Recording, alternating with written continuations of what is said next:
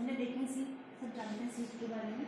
अगर इसकी डेफिनेशन देखें तो क्या होता है, seed is a material which is used for planting और रीजनरेशन पर्पस। वो अपनी डेली लाइफ में हमेशा सीड देखते हैं। अब सीड का निर्माण कैसे होता है, सबसे पहले सीड का निर्माण के लिए हमको फ्लावर का स्ट्रक्चर देखना पड़ेगा।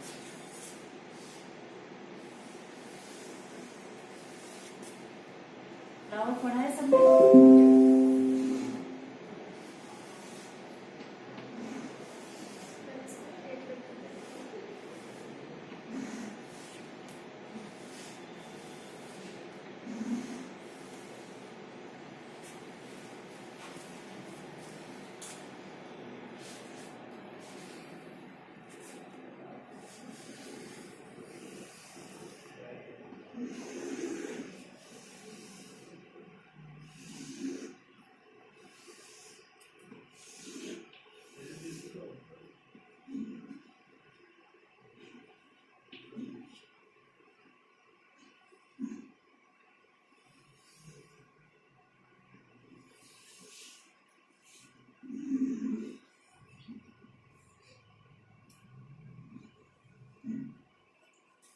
फ्लावर हम सब ने देखा है, थैलेमस होता है इसमें, कैलिक्स,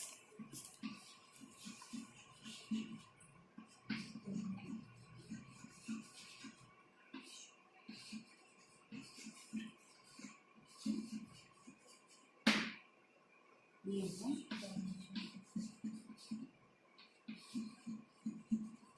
फिर गाइनोशियम में भी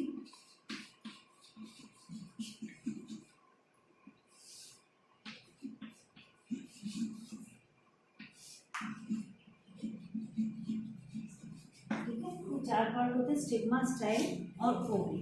आपने पढ़ा पहले जब प्लांट्स के बारे में पढ़ा, दो तरह के प्लांट्स होते हैं, क्रिप्टोगैम्स और फेनोग्राम्स, सीडलेस प्लांट और सीडेड प्लांट। फिर इसमें भी दो होते हैं, जिम्नोस्पर्म और एंजियोस्पर्म। जिम्नोस्पर्म जिसमें सीड अनकवर्ड रहते हैं और एंजियोस्पर्म जिसमें कि सीड ओवरी के अंदर होते हैं या फ्रूट या सीड पत्ती के अंदर पाए जाते हैं। तो हम जब सीड का स्ट्रक्चर पढ़ते हैं तो एंजियोस्पर्म के बारे में पढ़ते हैं। तो अब इस सीड का शुरू से निर्माण कैसे होता है, आप देखते हो पहले एक फ्लावर होता है, फ्लावर होता है उसमें लीव्स भी होती है, पेटल्स भी होती हैं, सेपल्स भी होती है, एंड्रोशियम, सभी ने फ्लावर देखा है। फिर धीरे धीरे क्या होता है, जब फ्लावर पूरा डेवलप हो जाता है उसके बाद मुरझा जाता है, ठीक है। तो इसकी कैलिक्स गिर जाती है, ये रंगीन होकर कॉरोला गिर जाते हैं, एंड्रोशियम भी नहीं जाती है। ये काम होता है फर्टिलाइजेशन के पश्चात। और सिर्फ कौन सा पार्ट रह जाता है, कभी किसी झड़े हुए फूल को देखा होगा, उसमें सिर्फ इतना सा पार्ट रहता है ना। तो ये ओवरी होती है, आगे जाके ओवरी से क्या बनता है, इस सीड की एक और डेफिनेशन होती है, फ्रूट की क्या डेफिनेशन होती है, फ्रूट इज मैच्योर ओवरी। तो ओवरी जो होती है वो तो फ्रूट में बदलती है, और जो ओव्यूल्स होते हैं इसमें जो ओव्यूल्स लगे होते हैं वो सीड में बदलते हैं। ओव्यूल कैसे लगे होते हैं, जो ओवरी होती है, अगर अपन इसका प्रेजेंटेशन देखो, प्रेजेंटेशन सबने थोड़ा सा पढ़ा होगा, इसमें सेंटर में एक्साइल प्रेजेंटेशन होता है, उसमें इस तरह से सीड लगते हैं, इसमें बेसल प्रेजेंटेशन होता है तो इस तरह से सीड लगते हैं। तो ये जो ओवरी होती है तो बदलती है फ्रूट में, और ओवरी के अंदर जो ओव्यूल्स होते हैं वो बदलते हैं सीड में। अगर अपन अब इसका स्ट्रक्चर देखेंगे तो ओव्यूल के स्ट्रक्चर में क्या क्या होता है,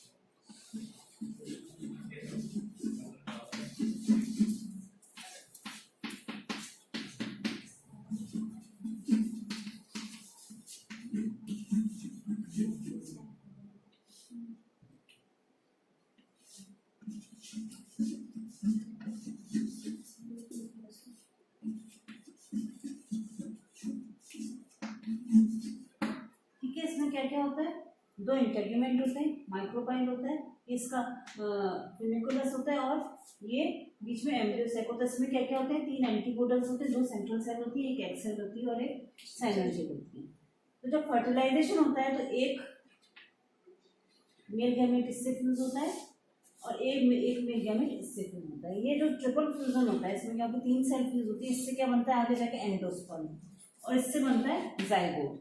जाइगोट क्या बनाता है आगे जाके विभाजित होके एम्ब्रियो बनाता है।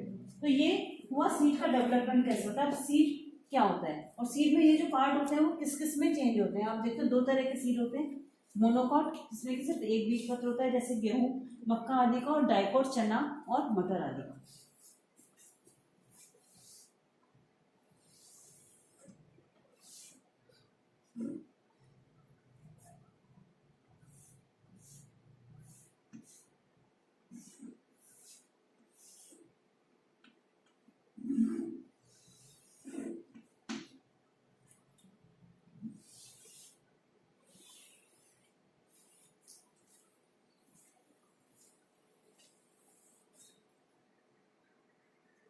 सीड कोट में कौन कौन से पार्ट होते हैं, बेसिक पार्ट कौन कौन से होते हैं सीड के, एम्ब्रियो, एंडोस्पर्म और सीड कोट। जो सीड कोट होता है वो किससे बनता है, इस इंटेगुमेंट, ये दोनों इंटेगुमेंट बाद में सूख के क्या बनाती है सीड कोट। एंडोस्पर्म किससे बनता है, जो ट्रिपल फ्यूजन होता है इससे, इसके एंडोस्पर्म जो होता है वो हमेशा 3n होता है, और जो एम्ब्रियो होता है वो किससे बनता है, इस जाइगोट से बनता है, ये 2n होता है। तो सीड के मुख्य पार्ट कौन कौन से हो गए, एम्ब्रियो, एंडोस्पर्म और सीड कोट। सीड कोट किससे बना, इंटेगुमेंट से।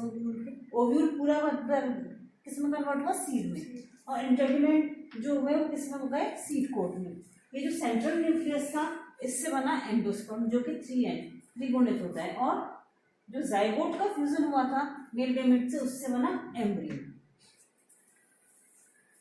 और जो सीड कोट में इंटेगुमेंट की 2 लेयर्स होती हैं, इनको टेस्टा और टेगमेन कहते हैं। बाहरी वाली लेयर कहलाती है टेस्टा और अंदर वाली लेयर टेगमेन कहलाती है। अब आप इधर देखो और इधर देखो, सबसे पहले 2 पार्ट होते हैं सीड के,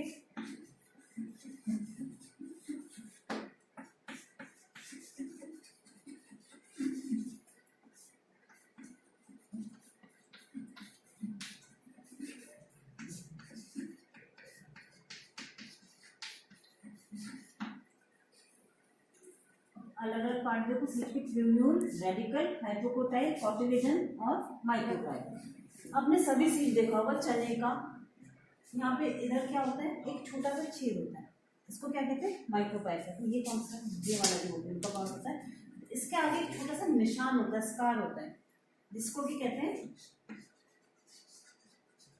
हाइलम।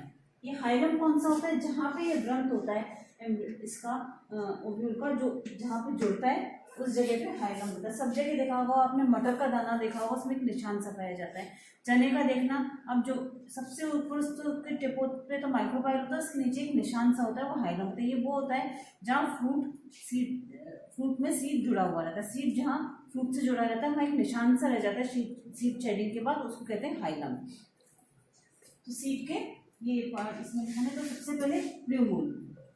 प्लूम्यूल एक सीड में क्या होता है, एक एम्ब्रियोनल एक्सिस होता है बीच में, ये 2 कॉटिलेडन होते हैं, और इसमें ऊपर होता है प्लूम्यूल, नीचे होता है रेडिकल, ये हाइपोकोटाइल कहलाता है और ये एपिकोटाइल कहलाता है। ये है डाइकोट सीड का स्ट्रक्चर। अच्छा, डाइकोट सीड क्या होते हैं, उसमें बाहर सीड कोट होता है, उसमें एंडोस्पर्म नहीं होता। उसमें सीड में कौन कौन से पार्ट पाए जाते हैं, 2 कॉटिलेडन और एम्ब्रियोनल एक्सिस और सीड कोट। जबकि मोनोकॉट जो सीड होता है उसमें सीड कोट होता है सबसे बाहर, ये इससे बिल्कुल।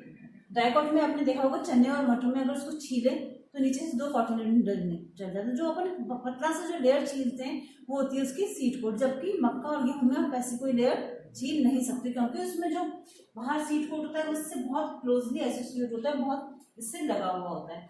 फिर इसमें सीधे अंदर कॉटिलेडन होता है, इसमें एंडोस्पर्म नहीं होता, और ये एम्ब्रियोनल एक्सिस होता है, ये पूरा पार्ट इसका एम्ब्रियो कहलाता है। जबकि मोनोकॉट सीड में क्या होता है, ये पूरा पार्ट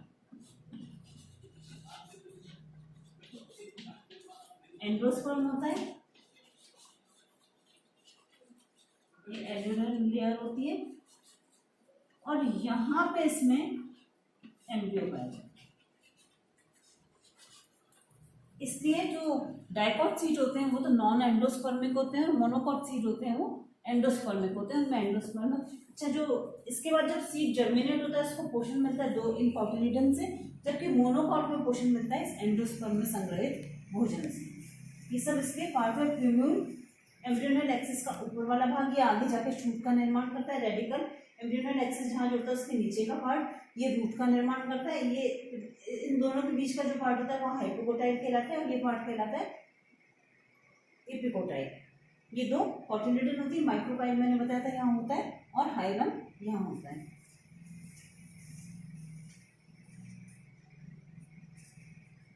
इसके बाद क्या आता है, ये सीड का स्ट्रक्चर हुआ। तो उसमें आप वापस से फ्लावर पे जाओ। सबसे पहले तो दो तरह के प्लांट होते हैं, सीडलेस प्लांट और सीडेड प्लांट। सीडेड प्लांट में सीड कैसे बनता है?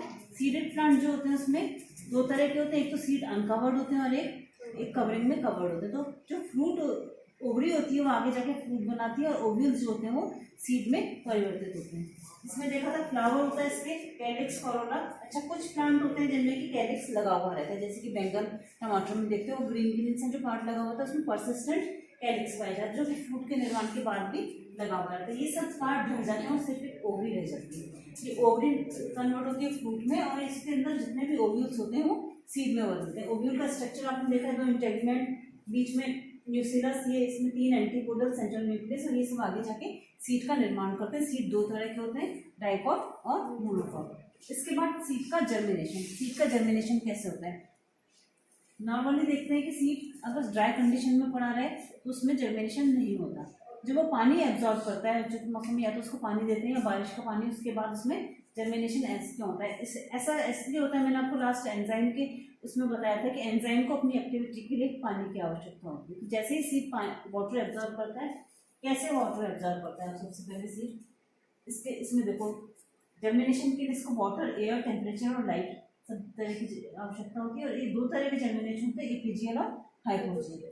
तो सीड वाटर कैसे एब्जॉर्ब करता है? जो इसका माइक्रोपाइल होता है इसके थ्रू इसमें वाटर की एंट्री होती है। इसके अलावा कुछ सीड में जो सीड कोट होते हैं ना, इनसे भी पानी एब्जॉर्ब होता है। ये सीड कोट इम्बाइबेशन के द्वारा पानी एब्जॉर्ब करता है।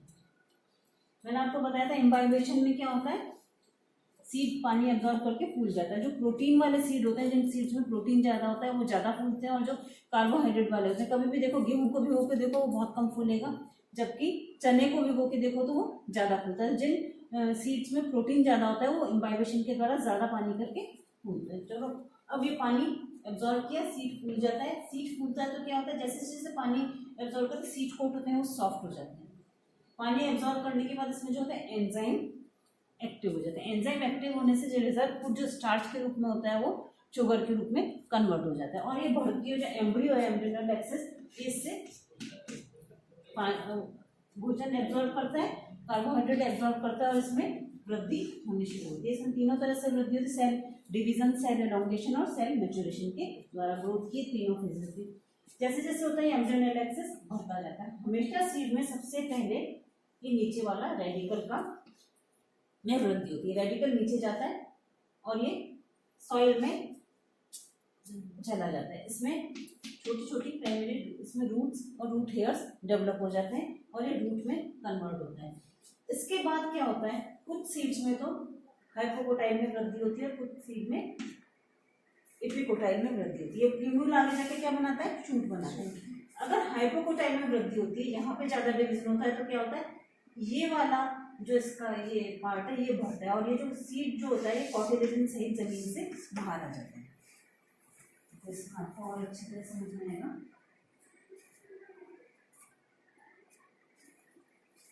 ये देखो, अगर हाइपोकोटाइल में वृद्धि हो रही है तो क्या होना है, हाइपोकोटाइल है, इधर रेडिकल गया, सीड कोट है। सीड कोट आपको पता है जैसे जैसे जर्मिनेट होता है सीड कोट बढ़ जाता है, जब तक इसका आकार बड़ा हो जाता है।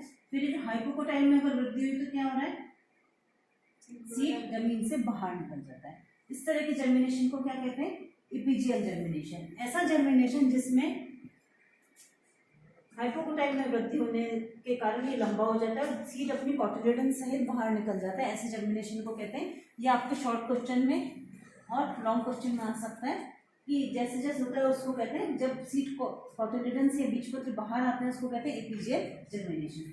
दूसरी तरह का जर्मिनेशन होता है जिसमें ऊपर हाइपोकोटाइल में वृद्धि होती है, तो उसमें सीड जमीन के अंदर ही रहता है और जो प्यूम्यूल होता है वो आगे जाके छूट में परिवर्तित होता है। तो दो तरह के जर्मिनेशन हुए, एपिजियल जर्मिनेशन और हाइपोजियल जर्मिनेशन। एपिजियल जर्मिनेशन में क्या होता है, हाइपोकोटाइल में तेजी से वृद्धि होती है जिससे कि कोटिलेडन सहित सीड बाहर आ जाए, जबकि हाइपोजियल जर्मिनेशन में क्या होता है, एपिकोटाइल रीजन में वृद्धि होती है और सीड जो प्लूम्यूल होता है उसकी आकार में लंबाई में वृद्धि होती है और वो शूट का निर्माण करता है। जो एपिजियल जर्मिनेशन है उसमें जो बढ़ता हुआ जो सीडलिंग है उसको जो भोजन मिलता है वो कोटिलेडन से मिलता है, जबकि जो हाइपोजियल जर्मिनेशन है उसमें तो कुछ समय बाद फर्स्ट लीफ डेवलप हो जाती है और वो प्रकाश संश्लेषण द्वारा भोजन का निर्माण कर देती है। एपिजियल जर्मिनेशन में जब सीड कोट का फूड कंज्यूम हो जाता है तो कोटिलेडन झड़ जाती है।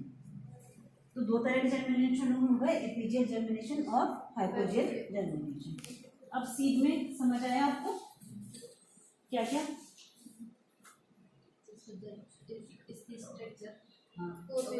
क्योंकि जब तक आप पीछे फ्लावर पे नहीं जाओगे तब तक सीड का स्ट्रक्चर समझना मुश्किल है। ये किस तरीके से डेवलप होता है, किससे डेवलप होता है? ओवरी और ओव्यूल जो गायनोशियम में होते हैं। ओवरी बदलती है फ्रूट में और ओव्यूल बदलता है सीड में। और उसमें क्या क्या पार्ट्स होते हैं? इंटेगुमेंट जो बनाते हैं, सीड कोट बनाते हैं, जो बीच का पार्ट होता है वो सीड का मेन पार्ट बनाता है। उसमें जो जाइगोट होता है उससे एम्ब्रियो बनता है और जो सेंट्रल न्यूक्लियस जो होते हैं उनसे फ्यूजन होता है, ट्रिपल फ्यूजन द्वारा एंडोस्पर्म बनता है। फिर दो तरह के सीड होते हैं, मोनोकॉट और डायकॉट। मोनोकॉट सीड में एक कोटिलेडन होती है और डायकॉट सीड में दो कोटिलेडन होती है। एम्ब्रियोनल एक्सिस होता है, उसका ऊपर का सबसे पहले नीचे रेडिकल में वृद्धि होती है, वो रूट का निर्माण करता है। उसके बाद प्लूम्यूल में वृद्धि होती है और वो शूट का निर्माण करते हैं। दो तरह के जर्मिनेशन होते हैं, एपिजियल जर्मिनेशन और हाइपोजियल जर्मिनेशन। एपिजियल जर्मिनेशन में जो हाइपोकोटाइल पार्ट होता है उसमें तेजी से डिवीजन होता है जिससे कि जो सीडलिंग होता है वो पूरे के पूरे कोटिलेडन सहित ऊपर आ जाता है। और जो हाइपोजियल जर्मिनेशन होता है उसमें प्लूम्यूल या एपिकोटाइल पार्ट में वृद्धि होती है, प्लूम्यूल का निर्माण होता है। उसके बाद फर्स्ट लीफ डेवलप होती है। सीड के जर्मिनेशन के टाइम में जब हमने देखा था वाटर एब्जॉर्ब करता है, तो ये मोनोकॉट में देखा गया है कि जो एल्यूडोन लेयर होती है ये अल्फा अमाइलेज नामक एंजाइम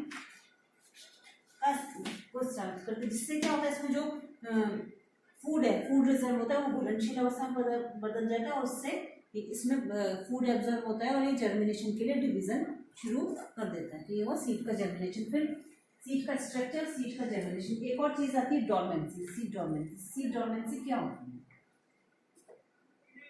सुषुप्ता अवस्था। अब हम देखते हैं कि सीड जो होते हैं वो अपने आप जर्मिनेट होते हैं। कुछ सीड जो होते हैं वो सर्दियों में ही जर्मिनेट होते हैं। कुछ सीड जो होते हैं एक लाइट की रिक्वायरमेंट होती है तभी डेवलप होते हैं। कुछ सीड जो होते हैं एक आध साल बाद जर्मिनेशन होते हैं। अच्छा, सीड्स की एक वायबिलिटी भी होती है। कुछ सीड्स होते हैं वो 1-2 साल तक ही जर्मिनेट हो सकते हैं, कुछ 4-5 साल तक हो सकते हैं, कुछ होते हैं 8-10 साल बाद। अगर कुछ सीड्स को 3-4 साल रख लो तो उसके बाद वो जर्मिनेट नहीं होती।